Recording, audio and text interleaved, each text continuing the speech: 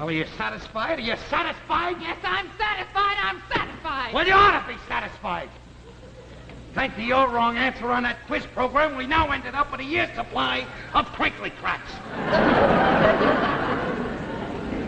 The breakfast food that makes all American boys. They ought to call it the breakfast food that makes you wish it was lunchtime. That's the cab driver, Ralph. Let him in. Throw it down anyway. That'll be $2.60. All right. Hey, here's $3. Thanks. Hey, you got any kids at home? Yeah, I got 3 of them. Great. Take some of these crinkly cracks. It'll make them all American boys. No, I don't think so. I got 3 girls.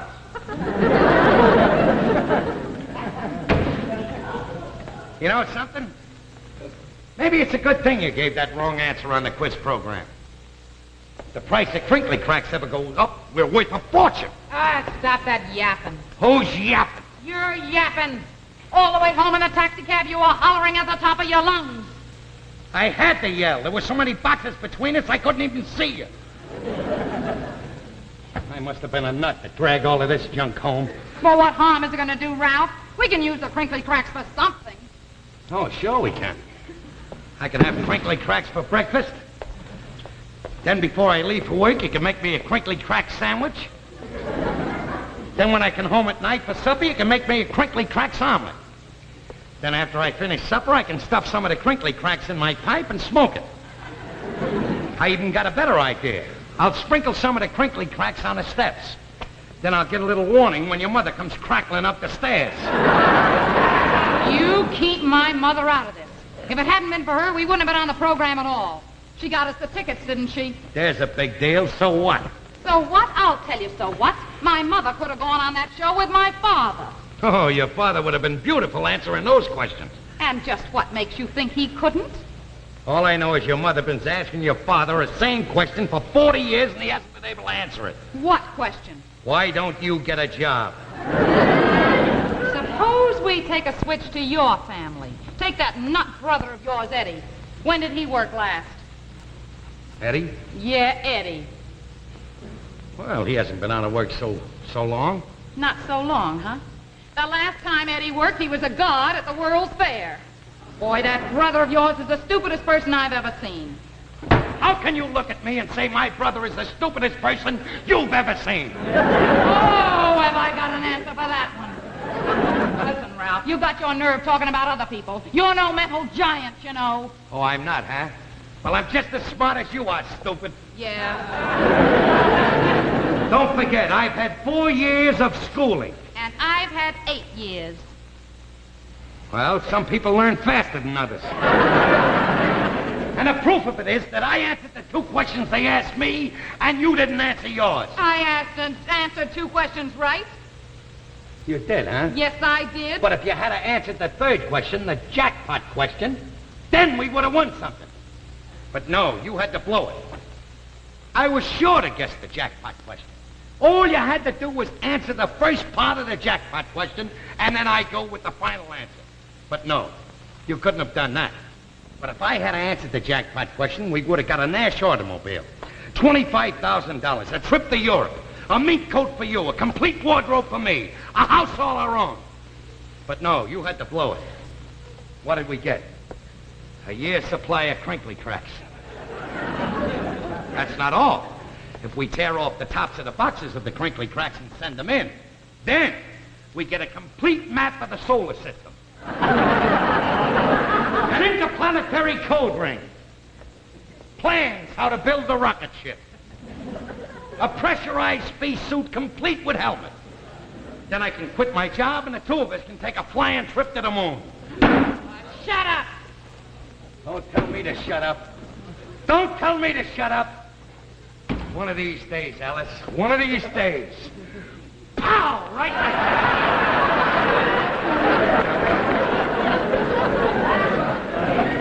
Well, you certainly made a disgrace out of yourself tonight, giving that answer. I gotta face the guys down at the garage, you know. They were all watching in. What am I gonna say to them? What is there, Ralph?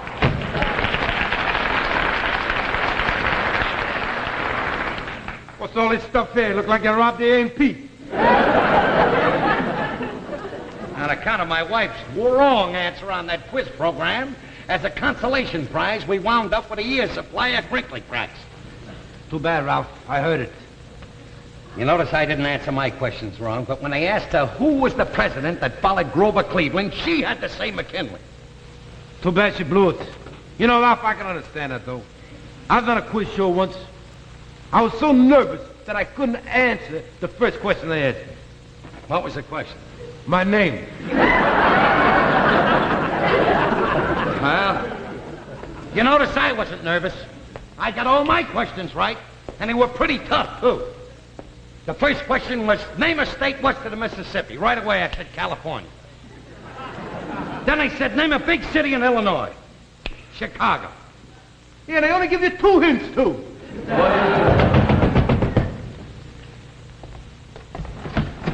Good evening, Mr. Crandon. Hey, wait a minute, ain't you... That's right, Happy Larry Barnaby, quizmaster of Crinkly Cracks. These are our radio engineers, Mr. Kensington and Mr. Simpson. These are newspaper reporters, and this is our sponsor, Mr. Chambers. May I see your wife, please? Do you mind if I ask what this is all about? Now, suppose you get Mrs. Crandon, and I'll tell you both.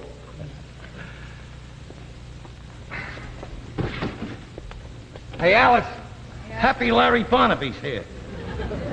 Oh, hello, Mr. Barnaby. How do you do? Before anything goes on, I'd like to apologize for my wife being so dumb and answering that question that way. Well, that's precisely why we're here. Mrs. Crandon, this is my sponsor, Mr. Chambers. I think he has something to say to you. Well, Mrs. Cramden, I have an apology to make.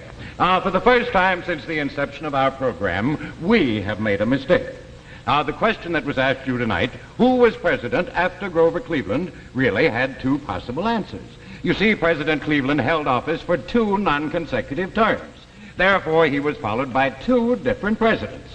President Benjamin Harrison, the name that Happy Larry had on his answer sheet, and the name that you gave, President William McKinley. Well, we said you were wrong, but you were absolutely right, because McKinley followed Cleveland's 2nd term. Mrs. Crampton, since you answered the last question correctly, you and your husband are now eligible for the giant jackpot question, and now it's Mr. Cramden's turn to answer.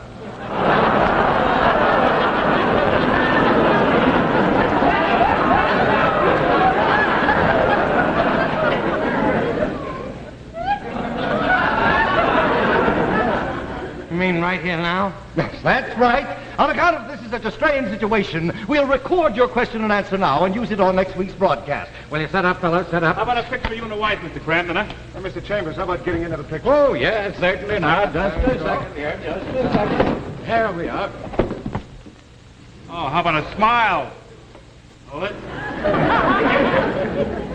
We're ready now, Mr. Cramden. You'll stand right over here, please. Okay, fellas, you're set up now. Yeah. We're on the air. Now, Mr. Cramden, if you answer the giant jackpot question correctly, you will win a trip to Europe with all expenses paid, an Ash automobile, a $25,000 home, a mink coat for your wife, and a complete wardrobe for yourself. And here's the question. It has to do with inventions, Mr. Cramden. Now tell me, what did Marconi invent?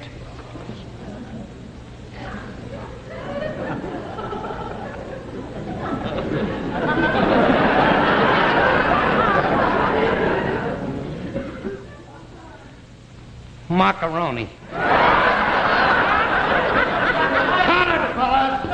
Sorry, Mr. Cramden, you lose the giant jackpot, but you still have your year's supply of crinkly cracks. Good night, Mr. Cramden, Mrs. Cramden. Good night, Mrs. Cramden.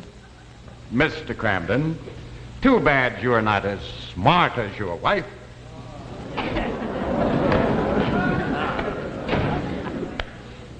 So long, Ralph. You're a sweet kid.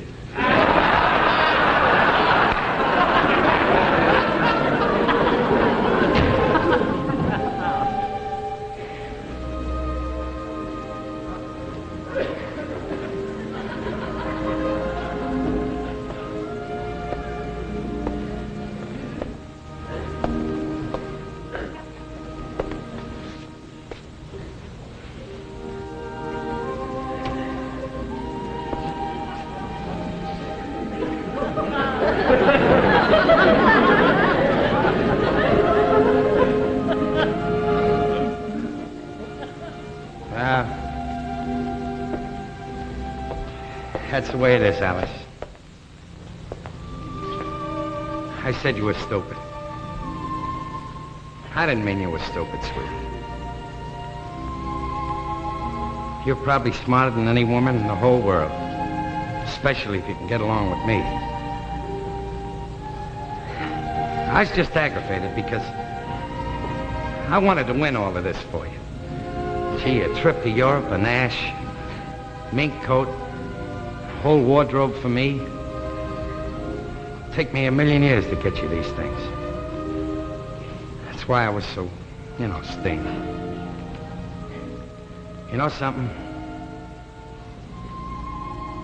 You must love me an awful lot. Nobody could stick around with a guy like me for any length of time if you didn't. Ralph, I stick with you, honey, because I love you. Baby, you're the greatest.